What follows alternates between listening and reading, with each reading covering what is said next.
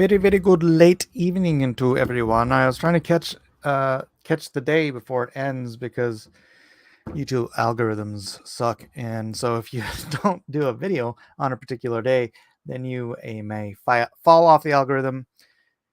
It's just been a day. I've been having a hard time catching up to where we need to be and get everything done, and it's been a day. We had group tonight. That was the highlight. Having group, me, the kids, and the fellowship at church gather, and we go through the Rise and Fall. This is the purpose of the Rise and Fall devotional. I'm sorry, I'm trying not to be too loud because it is kind of late up around here. And anyways, my ledger, as you all know, I'm in crypto, so I keep my crypto locked, safe, and secure, so no one can touch it. Let's see. Seven says, "Let's go." Jiminy says it's 2:30 a.m. Mike, it's not 2:30 in Pacific time. Jiminy Cricket, what is up, Dennis and Arlene? So I'm not going to be doing this part today. Sorry. I'll try to read both chapters tomorrow. Love the classroom background. Yes, it's the Japanese classroom. It seems apropos, and it makes it seem like it's daylight outside, right? When it's really 11:30 at night. But yeah. So what I thought I'd do is I one of the things that's been sucking up some of my time. I have been going back and forth on Twitter with a little bit of an atheist argument. So I'm going to share a screen with you guys. And let's blow this up. And forgive me, there is a swear word in this. Some people think but nothing let's see. Created the universe. God created the universe. Some people think nothing created the universe, which is the funniest guess. And the nothing people make fun of the God people. They say God doesn't exist. I'm like, okay, maybe. But you know what definitely doesn't exist? Nothing. That's the defining characteristic of nothing, is that it doesn't exist. So what are we talking about? Either you think it's God, something you can't see, touch, taste, photograph, and science can't prove, or you think it's nothing, something you can't see, touch, taste, photograph, and science can't prove. But I think we can all agree, if your nothing sometimes spontaneously erupts into everything, that's a magical fucking nothing, you guys. It's funny. They bleep everything out but the F word. Ask the nothing people, what happens when you die? They'll tell you, nothing. You go into nothing. I'm like, you mean you merge back with your creator?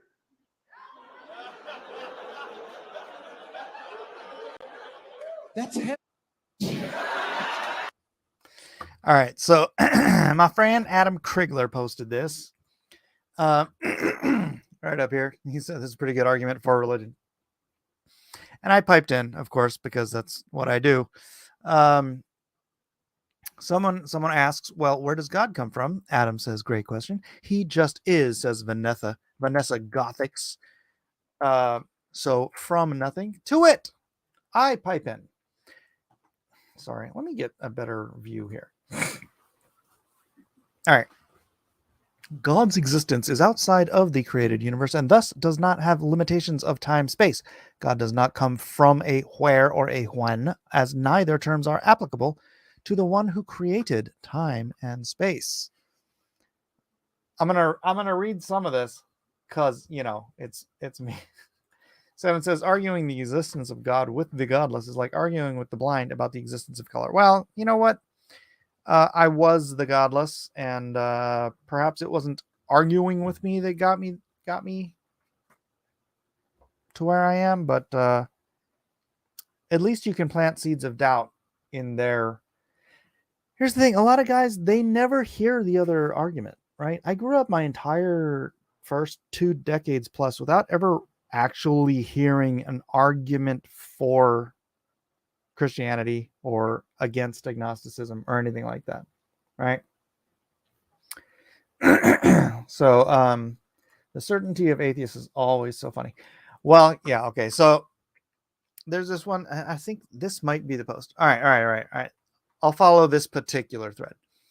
Before the universe existed, there were no limitations of time or space, since either or space time of time or space either, since the universe is time and space. And I said, "You're so close to getting it."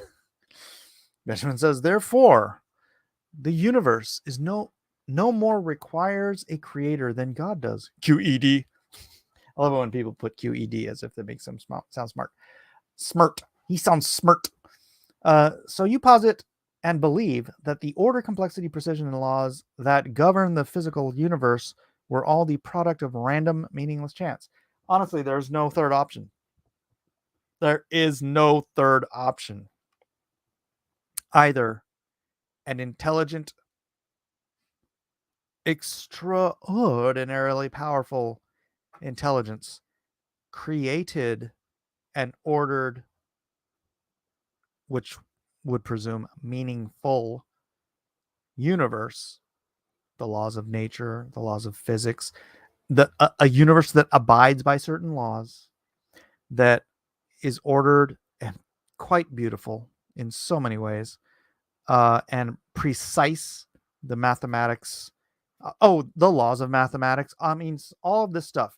Either all of that was created by an intelligence, or it's completely random and completely meaningless.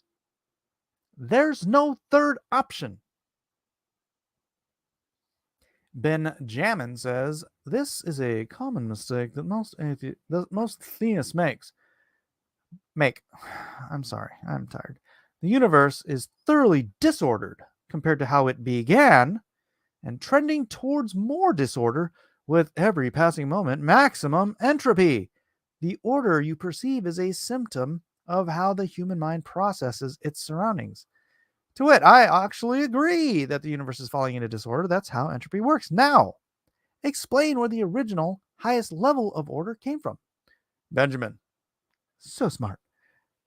One of three likely possibilities: an event that's cyclical, resulting in death and rebirth of the universe; an event that's external, resulting from interaction with other universes, which seriously only pushes the argument back. You can't excuse the argument that doesn't work in this universe by pushing it back another universe. What? Or no specific event at all, and the universe is infinite, and we have missed something in measuring. So here's the problem. Before I read my thing, the existing evidence shows that the universe is moving apart. The only truth that you can get from that is that if you rewind the clock, the universe started at a singularity. That's why people believe in the Big Bang theory. I mean, whether or not, I believe it. I believe. I don't believe their theory of the Big Bang, but I think in the beginning, God, and when God said, "Let there be light," and created the universe, it probably had a starting point from which he spread it all out across the universe. That's fine with me. That works for me. That fits with the existing evidence. The evidence that we do not have is all of this other bullcrap. So I respond, how is that likely if there's zero evidence for it other than the wishful thinking of atheists? All you're doing is making up BS to get around the evidence we have because you refuse to acknowledge the possibility of a divine being. You know that, right? Also, you didn't address the higher order issue. If the universe began with the highest level of possible order, that demands that it was created with intent. He seems to have responded. Let's see what he says. No?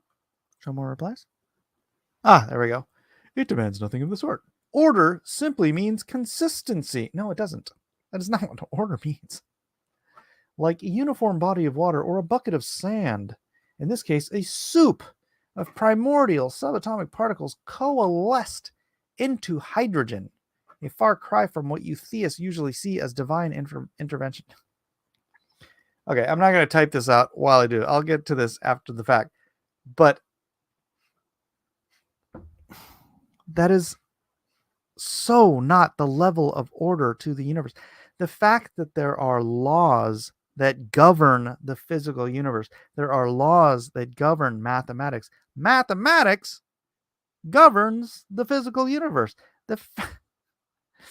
All of this stuff. The fact that if we were like a mile further away from the sun, or a mile closer to the sun, or the moon was, any closer to the everything is so precise in the clockwork of our solar system alone that if any of I don't remember. I wish I had all this stuff memorized like Ben Shapiro probably does. Although I think Ben Shapiro's not a creationist. I don't know. But there's all of these intricacies to the necessary precision of our planet to maintain the life that's on it, right? I mean, look how much people complain about, oh my gosh, the temperature's going to rise by 0.25 degrees on average over the next 100 years. Whee!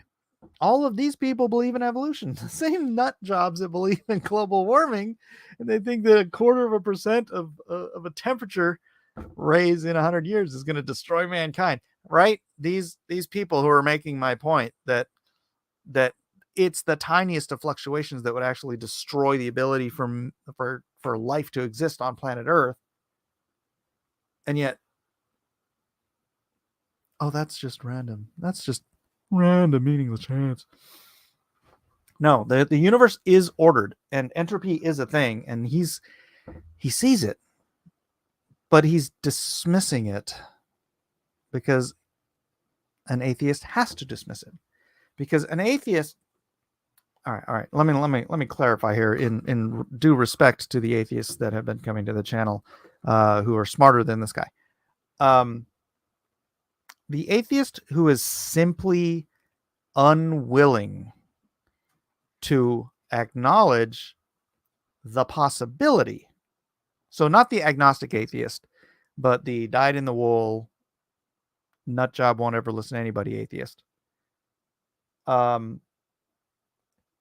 They will make up the most absurd. So one of his arguments earlier was, well, what if the universe expands and contracts forever because it's eternal?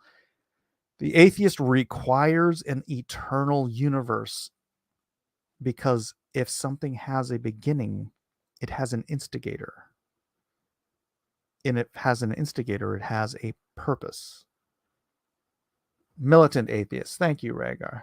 And welcome to the channel. I'm not even telling people to come over to Unapologetic American, but please do. Oh, Arlene says, do you want to come over here to Unapologetic American? Or are you content over here? Yeah, I'm just Mike, something unimaginable happened in my family, and I think I'm the cause. Well, Victor, do better next time. Arlene says, exactly, the Spirit of God Almighty has taken up residence within us. Engaging in petty arguments with the blind, deaf, walking dead only brings us down to their level, to the dirt. I disagree, sir. I disagree, because I came from that world, and I think people need to be confronted with, I don't have to lead them all the way to the well, right? But I can get a little water on them, and I can put a little doubt in their convictions, because, dude, they're programmed. They are indoctrinated. I was fully indoctrinated for a very, very long time. 24 years of indoctrination in my life, and I don't know. I wish someone had like sat me down and beat me over the head with the facts. I don't know if I would have been open to them, but nobody ever did. I mean, I never heard any of this stuff. Did you guys know that at my senior panorama in high school, some students held up a sign that said John 3:16, and I literally had no idea what it was about. I mean, I'd seen like the Ten Commandments and Ben-Hur, and some of these biblical epics, and I just thought they were cool, fantasy stories or whatever when I was a kid. But I had no schooling in any information other than what my parents and my public school teachers had taught me. So to me, it was important. To me, it is important to be able to reach out to these guys. And I've had a bunch of atheists come in and talk very, kindly and coherently and make, decent arguments. So going back up to this stuff, let's see. This does take another fork here. All right. As the king says, okay, but if the universe is time and space as we know it, why assume that it's even possible for it not be, or that such a thing must have been created? Indeed, the universe is time, so necessarily there was never a time when it didn't exist. Isn't it funny how they say it, but they don't understand what they're saying because they're so close, right? I said, if time was created with the universe as it only could be, then what was the force that created time, space, energy, matter, and the rules and laws that all abide, the balance, the precision that allows for life as we know it to exist? Show some responses. Again, as the king says, why assume it was ever created? Do we even know that it's possible for such things to not exist? Even Big Bang cosmology gives us a point at which our calculations break down, but it still posits that everything existed in a single point, not that it didn't exist. See, this guy's so some of the guys they're close, right? They're close to understanding it. They need to be shoved over that cliff. I say, call it a singularity, call it what you want. It was the beginning. You're dodging the issue. An all-powerful intelligent source or random meaningless chance. Those are your options. What is more feasible? Azaz says, I've dodged nothing. Those are not the only two options. Another exists. That existence as we know it has always been. Again, eternalism. Saying that the universe can't be eternal, so it must be the product of some other personality that does get to be eternal. Just cause, that's a mighty leap. Another option. Maybe it was created, but not by an intelligence. Maybe it was just birthed into existence. The same way an oak tree, dropping enough acorns, will eventually produce more oak trees.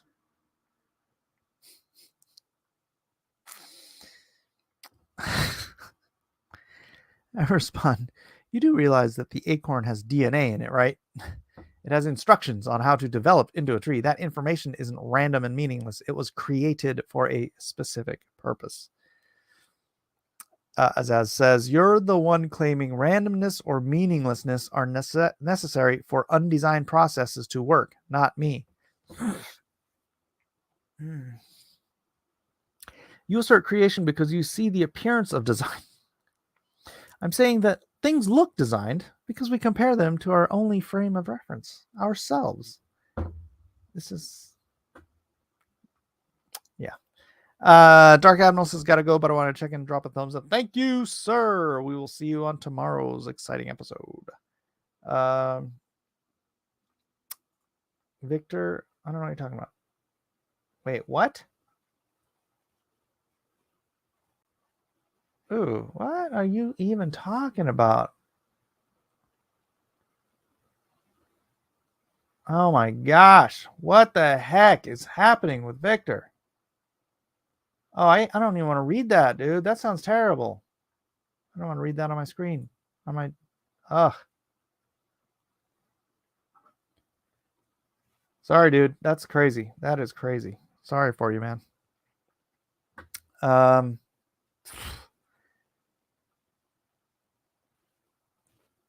You're gonna derail me, bro. All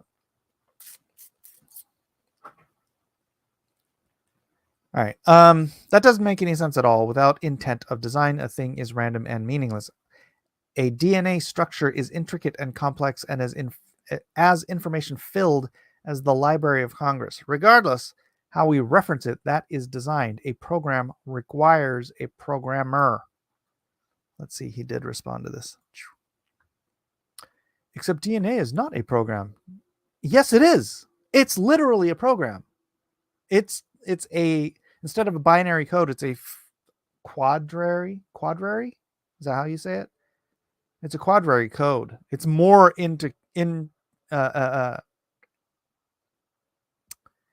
not intimate, intricate. It's more intricate than binary programming.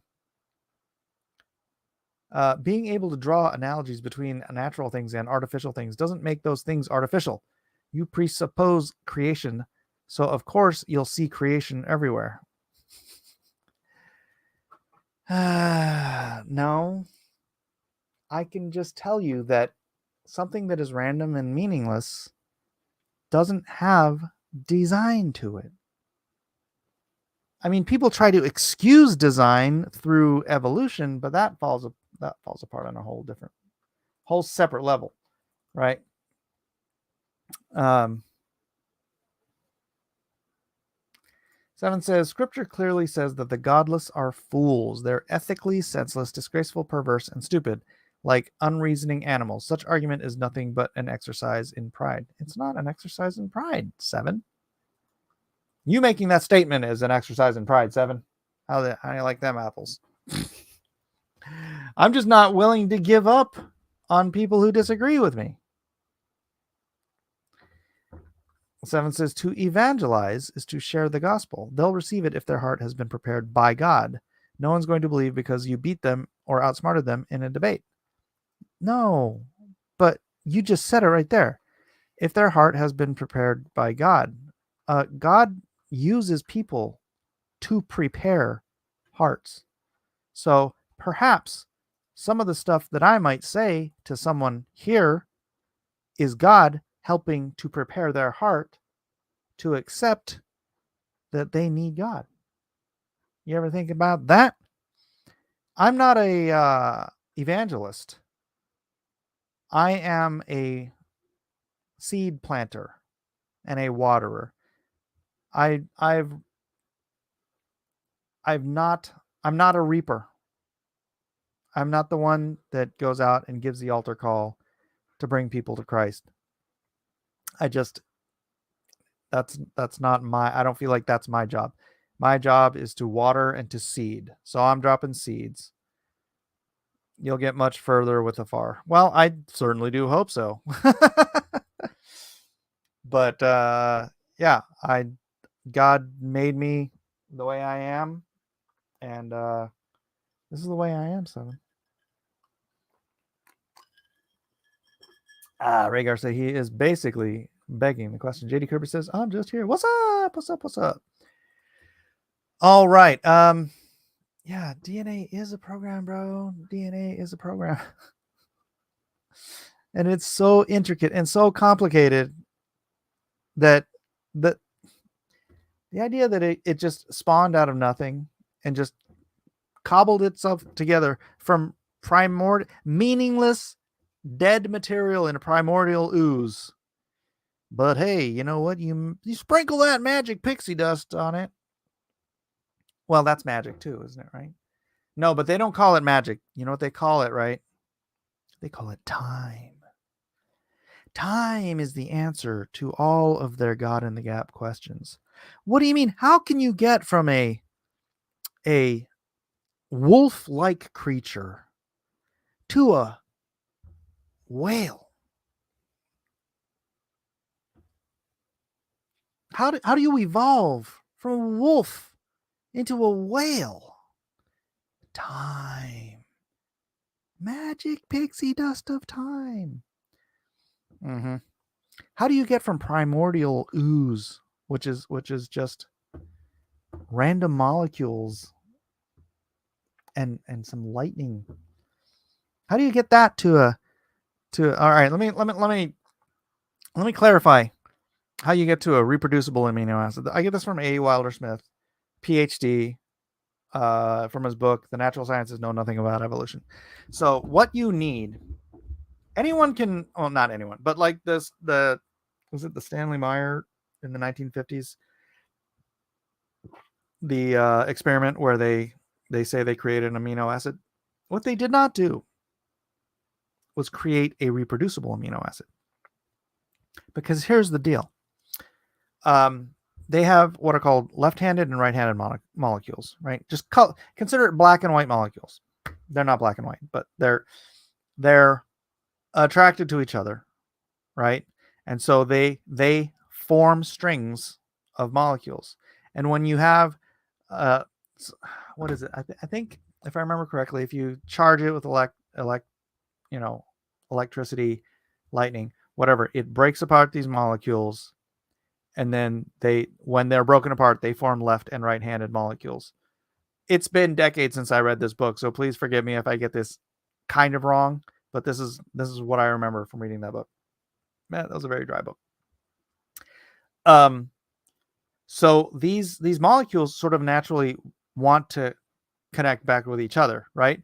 But they connect back in random order. So you'll have a left hand and then another left. There's a right hand. So you'll have a right hand, another right hand, and then a left hand, and then 3 right hands, and then 12 left hands. And so you get this really, there's no like left, right, left, right, left, right. There's no random order. And these things connect each other like in thousands, tens of thousands of molecules long, right? That's a non-reproducible amino acid. Do you know what you need for a non-reproducible amino acid to become a reproducible amino acid? You need 2 of these randomized strands that are identical to find each other and zip up like a Ziploc bag, like a zipper. So you need 2 perfectly identical randomized strands of molecules that are thousands or tens of thousands of molecules long, completely random, and they have to be perfectly identical. And then you zip them together like a zipper. And there you have your first reproducible amino acid. Yeah, right. That's all I'm going to say. The chances of that happening through random, meaningless lightning and goo and whatever you want to call it, the chances of that happening are so far away from slim to none don't even recognize them. It's like, I don't even know the math. It's so impossible as to be absurd, mathematical absurdity. So no one who actually understands the what is required to get to an actual reproducible amino acid, if you have 2 brain cells to rub together, there's no way you think that could happen without an intelligence guiding it and actually building it molecule by molecule. Because even just finding 2 separate strands, you're never going to find 2 separate strands that are identical, much less put them together. It's just no freaking way. It's impossible. So that's just the first step. That's the first step to the first building block of life. You can't even get a building block of life before you get to build a protein. Before you can get to a single protein structure necessary to join with other protein structures and then somehow encase themselves into a single cell to get to the first single cell organism. Oh, wait. I forgot the magic pixie dust. Magic pixie dust time. You just sprinkle that time on there. Yeah, get a good little time shake on there.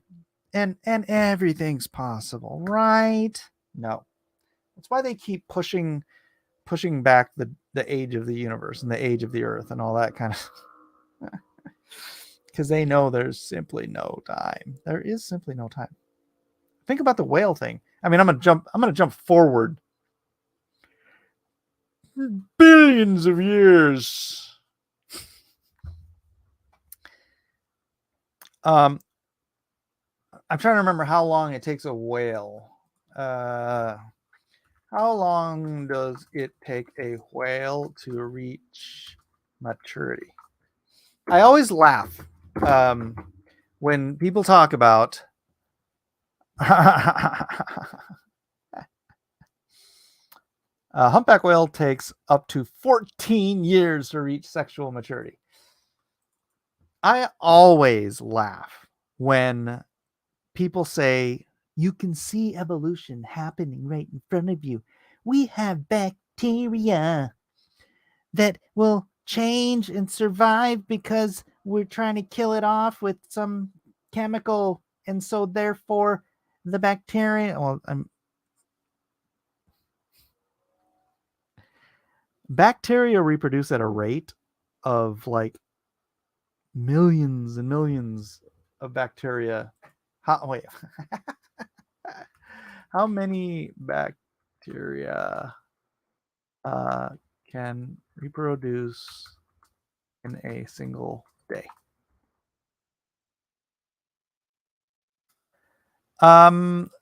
Okay, so a single bacteria can copy over 16 million daughter cells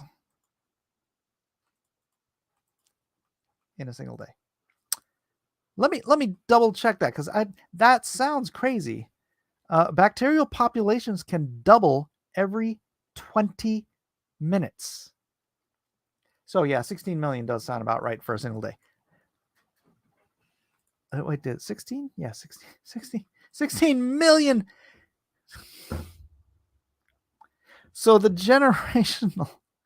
So when they say, you look at the bacteria, it can change in a few months or whatever. A few months. Oh, your bacteria is going to change in a few months. You can have 16 million generations in a day, and in a few months you can get a mutation in a bacteria. Let's go back to the whales, shall we? The total population. How many whales? How many humpback whales are there?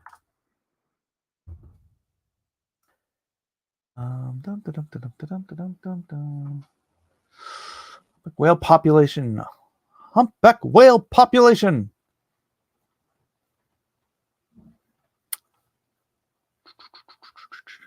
Uh, 2,500. 25,000. 25,000. Wow, that's pretty good. That's pretty good. That is close to pre-whaling numbers. So let's call it 30,000. Pre-whaling numbers. Let's call it 30,000, since 25,000 is supposedly close to the pre-whaling numbers. Let's give them a little nudge. It takes whales, humpback whales, up to 14 years to become sexually active, to be able to reproduce. Let's call it. Let's call it 10 years. Let's just call it 10 years. Do I have to do the math on this? If it takes months, call it weeks. If it takes weeks for a population of bacteria that can have 16 million generations in a day, and it takes weeks for that to have a single mutation, how many millions of years?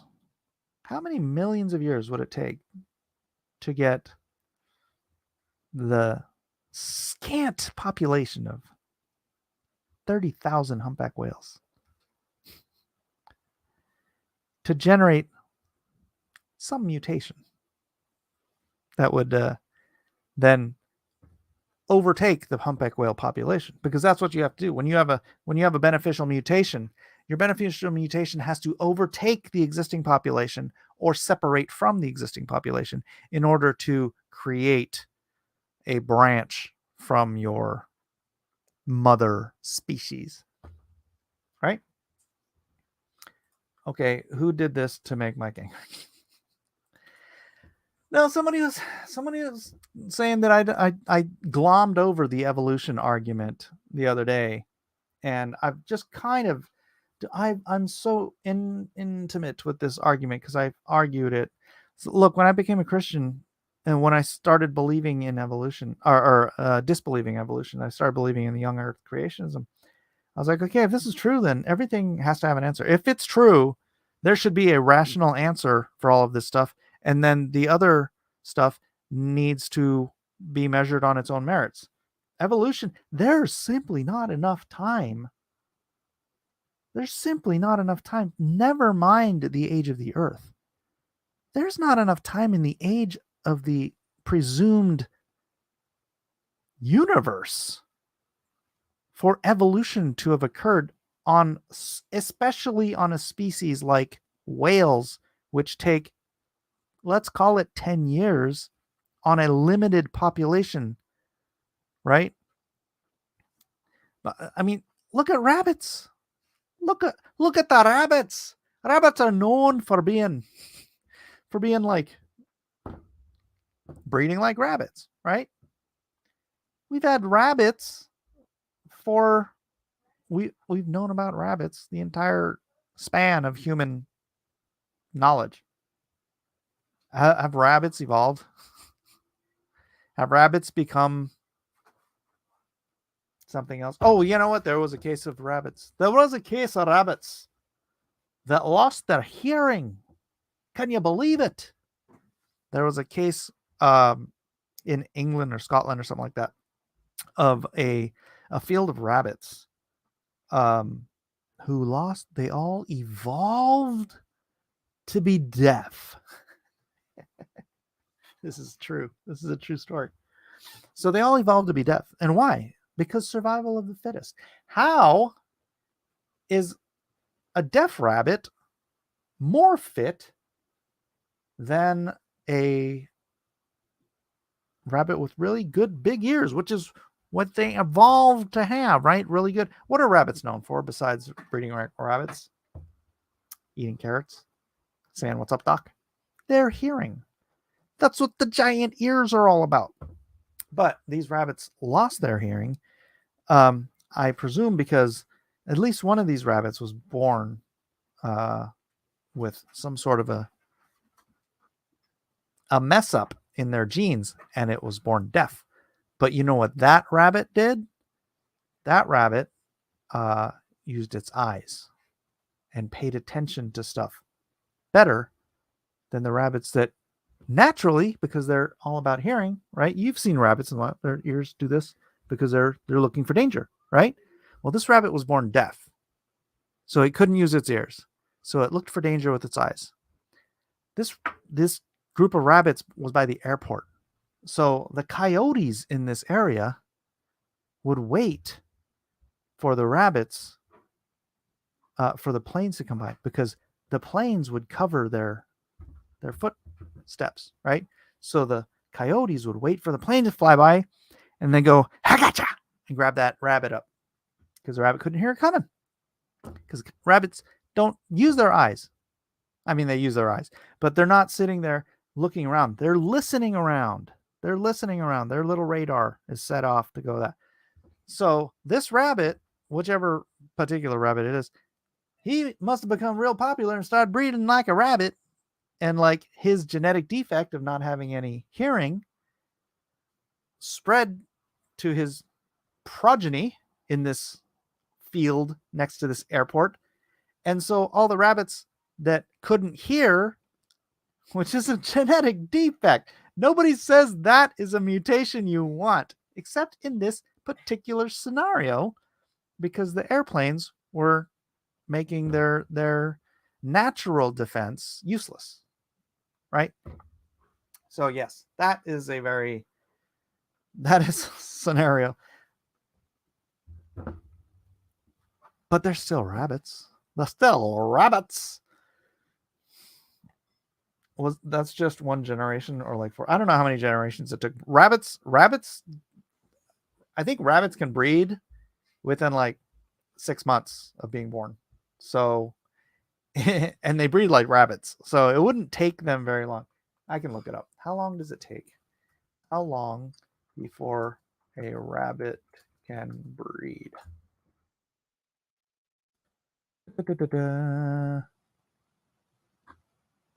6 months. Yep, I was right. 6 months for a rabbit to breed. So unlike the humpback whale, or probably given any whale, with their limited species count, 30,000, let's say some of these whales have 100,000. Rabbits got millions, tens, hundreds of millions of rabbits all over the planet. And they're all still bloody rabbits, aren't they? Did the airport ruin their hearing, or are they saying rabbits adapted to the airplanes by taking away their hearing? No, that's what I'm saying, is that they were being born without hearing. They're, the ones that had good hearing were being eaten because they were relying on their hearing for their defense mechanism, but they didn't have it because the airplanes, or it was useless when a plane was flying. I used to live right by an airport, so I know what they're talking about. That plane comes overhead, you can't hear nothing. You can't hear nobody sneaking up on you to bite you in the back of the head. All right, 7 says, you can eat cockroaches for all I care, but they weren't made to be food either. What are you talking about? Oh, unclean. All animals are unclean. They don't use so. Wah, wah. Hogs are unclean, but I still eat bacon. I love bacon. It's so expensive now. Bacon got so expensive. It's crazy. All right, so what else? What else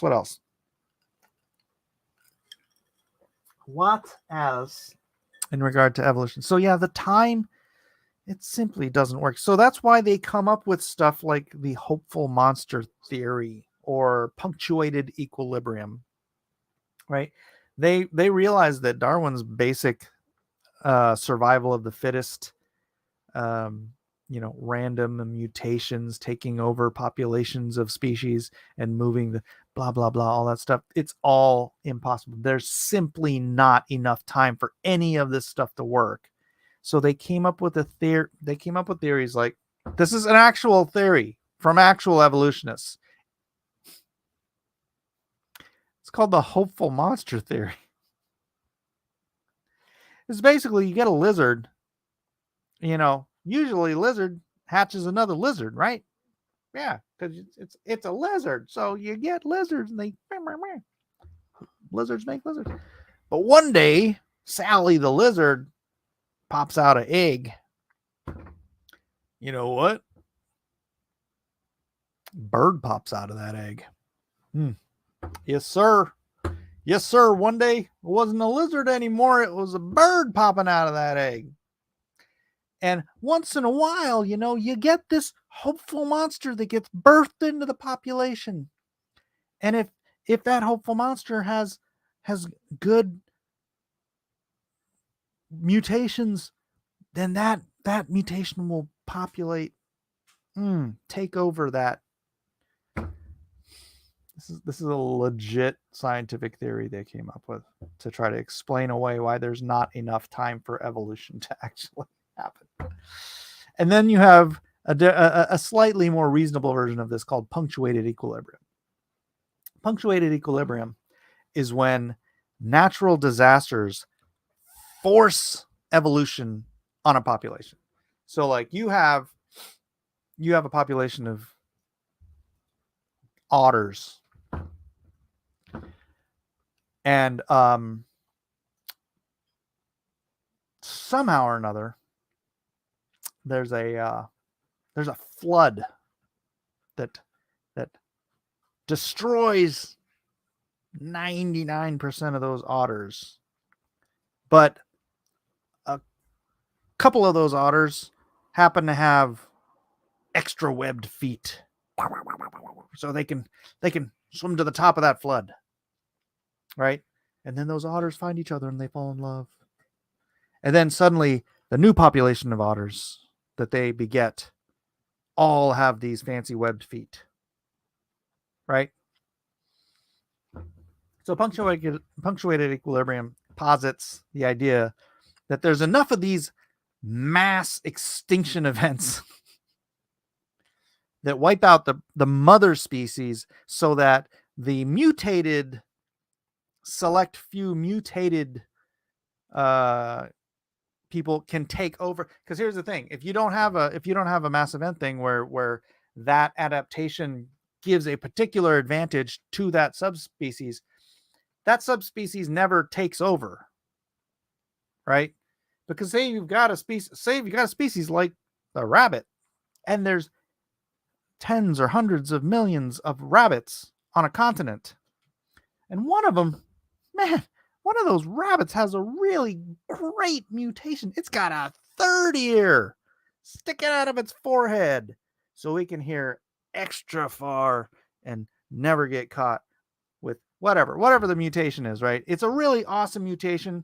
If only all the other rabbits would die so that he could take over the rabbit population. This doesn't happen, right? Because rabbits are so good at populating and passing their correct DNA code down to the next generation that they don't change, and they haven't changed. And we've always known what rabbits are. Mankind has always been with rabbits, even though they're probably one of the most replicated. Freaking ants. What about ants? The insect world is full of creatures that we've known about forever, and they haven't evolved in all of mankind. Even though, I wouldn't say they breed as quickly as bacteria,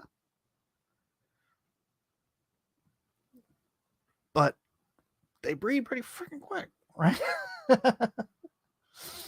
A unicorn horn. Yes, a rabbit with unicorn horn, so he could fight off the coyotes that were coming after it because the plane was flying overhead. But that's the problem. Is okay. You guys ever heard of Hemingway's cats? So Hemingway had a 6-toed cat. Right? If you go down to Key West today, and you go down to Hemingway House, there are dozens of cats at Hemingway House. Guess what they all have? They all have 6 toes. What? You mean the cat population has evolved to have 6 toes? Well, I mean, just on this one island. And really just at this one house. Because but say there was punctuated equilibrium and a mass extinction event happened around the globe that killed all the other cats. Well, then all the cats on Earth would have 6 toes. Evolution. Figured it out. Genius. So you get what I'm saying here. They have to come up with schemes and science fiction events in order to shoehorn evolution into the amount of time that they've allotted the planet. So I don't doubt that eventually we'll go from being a 5 billion year old planet to a 50 billion year old planet, and that the universe will no longer be 13.8 billion light years across. It'll be 300 million light year, billion, whatever, trillion, gazillion. They'll just keep pushing it back and back and back, try to excuse why there simply is not enough time for evolution to work. It's functionally just not, it's just not possible. But they'll keep making up stuff because they require it. They need it. Without evolution, you have no excuse. You have no excuse. You can't say that the universe was created and without an intelligence, without a supremely powerful intelligence. You can't say it unless you believe in evolution, abiogenesis, and an eternal universe. And all three of those things are ludicrous. They're absurd on a mathematical level. And if you disagree with me, leave a comment in the comment section. That's fine. Let's see what you guys in the chat say. Like I said, I thought he was going to say that they have come up with schemes and scams.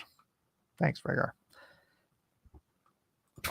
This is called infinitely moving the goalposts. Yeah, that's kind of the thing with evolution. It's like playing tennis against the curtains, you know.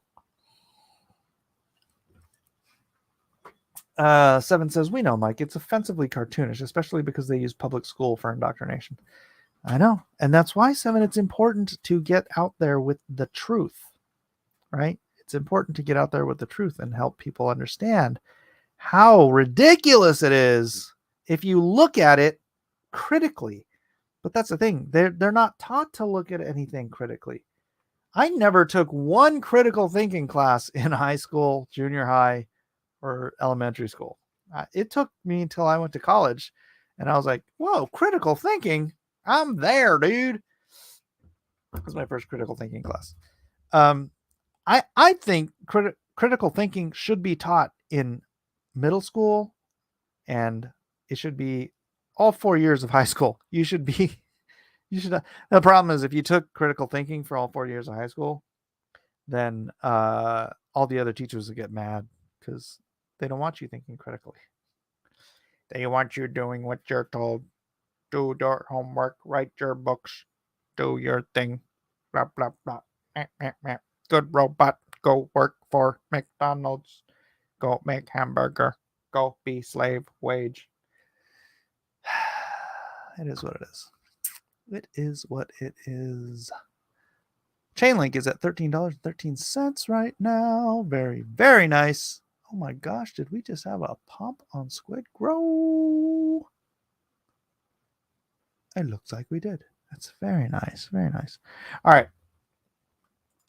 Public education is the Prussian model designed for factory workers. Amen. Mike was like, college? We don't need no stinking college. No, I went to junior college. I wanted to go to art school. And before I went to art school, I wanted to get my GED out of the way because I didn't want to have to pay for, I'm not going to go pay for general education at a freaking art school, right? And by the time I was a year into college, I had already started working professionally as a comic book artist. So I'm like, screw it. But I was still in college because I didn't want to pay rent at my dad's house. And I actually enjoy college. I like learning. I don't know if you guys notice this about me. I actually enjoy learning quite a bit. And so I loved college because I could pick all my classes. I could pick to go learn whatever I wanted. And so I did that. And then as soon as I said, I didn't want to go to college anymore, my dad said, well, if you're not going to go to school, you don't have to pay rent. I said, okay, if I got to pay rent, I'm not paying it here. So I left. That's why I moved out. Arlene says, not saying my age, but there was critical thinking lessons when I was in school. Wow. Arlene is 300 years old. When the heck was there critical thinking in high school? Goodness. Alpha Proto said, I went to junior college for free on a grant. It took me 7 years to get my 2-year degree, but I didn't give up. Yeah, I have. It's funny. I have all the credits to get my associate's degree, but I'm like, the hell's an associate's degree going to do for me? So I never bothered petitioning the board to get my associate's degree. Is that silly? It might be silly. I'm not sure. All right. We were taught to question everything, even what the teachers taught us. Wow, very nice. Very nice. That would be good. That would be good. All right, I'm going to stop the screen. And I think I'm going to wrap it up. We are under an hour. What the heck? It's only 6 minutes to the hour mark. So I'll push through until the end. If you guys got any questions in the chat that'll take me 6 minutes to answer, let me know. I'm going to scroll up and see if I missed anything important. Victor said, my great-grandpa never seen a rabbit in Mexico, and the first time he did, he said to his buddy, what is that? He looked like a Marcus Miller with small ears. Why do I click on Victor's questions is the thing. There's some things you should have learned by now, Mike. Don't click on Victor's posts.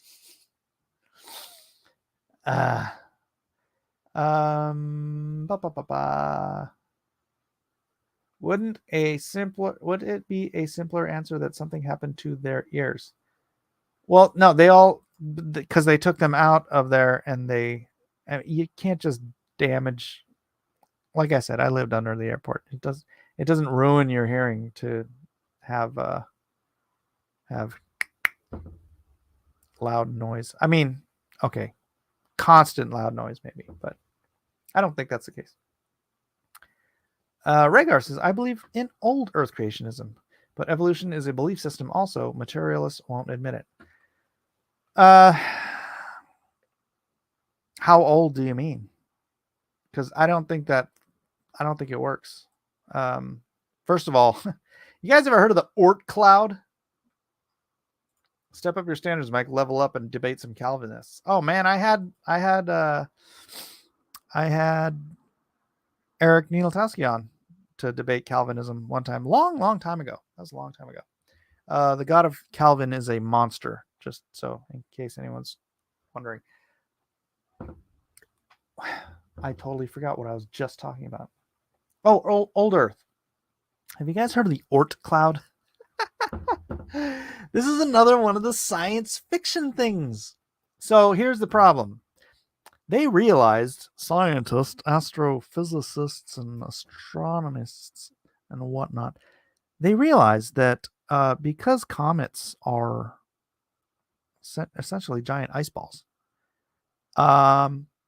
and as comets trail, you know the trail from the comet? That's the ice melting off of the ice ball. What happens if ice melts too long? Anybody in the class want to tell me? Anyone want to raise their hand? Tell me what happens when ice melts too long? It disappears, doesn't it? It turns into water or vapor, and it just goes away. Right? So you can't have a comet flying around space, melting for millions of years. It doesn't work. It's the funniest thing. So you know what they did? Once they realized this, comets can't be millions of years old. But where do they come from then? Golly, if comets can't be millions of years old, but the universe is millions of years old, where's the comets coming from? Hey, I have an idea. What is it, Ort?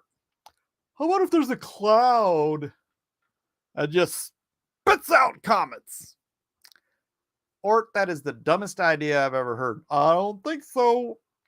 I think we need a Oort cloud out there in space that just spits out comets.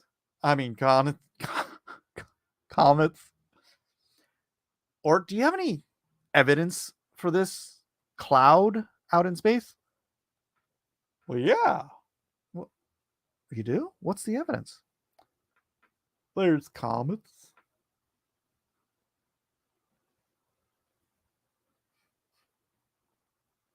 Okay, that sounds good, Ort. Let's write that up. There's now an Oort cloud, ladies and gentlemen, surrounding the universe, or surrounding the galaxy. I don't know what it's surrounding, but there's an Oort cloud out there, named after good old Oort. Spits out comets on the regular. Just spits them out because